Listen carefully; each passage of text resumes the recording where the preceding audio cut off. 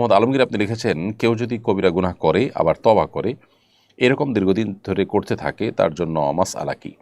কবিরা গুনাহ করে যদি বারবার তওবা করে আবারও তিনি কবিরা গুনাহ করতে থাকেন তো সন্দেহাতীতভাবে সেটা তার আ উম তওবা যেটা হচ্ছে সেই তওবাটা যে যথাযথ হচ্ছে না সেটা যে দুর্বল তওবা তার প্রমাণ।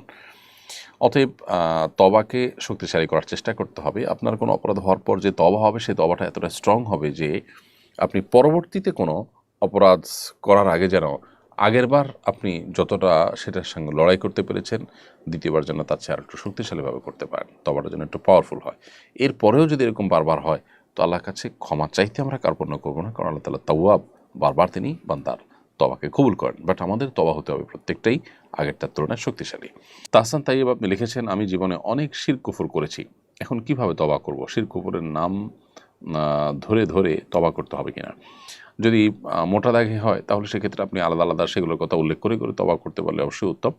আর যদি আপনার মনে না পড়ে যে কত শিরক কুফর হয়েছে না হয়েছে আলাদা আলাদা নাম করে ধরে বলা কঠিন, তাহলে সেক্ষেত্রে আপনি সকল প্রকার শিরক আল্লাহর সাথে যতগুলো করেছেন, যত প্রকার কুফরি করেছেন সবগুলো থেকে আপনি যদি গণহারে তওবা করেন এবং আর কখনো কোনো প্রকার শিরক কুফর করবেন না এই মর্মে আল্লাহ তাআলার সাথে আপনি যদি ওয়াদাবদ্ধ হন, আল্লাহ তাআলাকে যদি আপনি কথা দেন, প্রতিশ্রুতি দেন, আল্লাহ তাআলার কাছে যদি আপনি সংকল্প জাহির করেন, ইনশাআল্লাহ আশা করা যায় আল্লাহ তাআলা মাফ করবেন।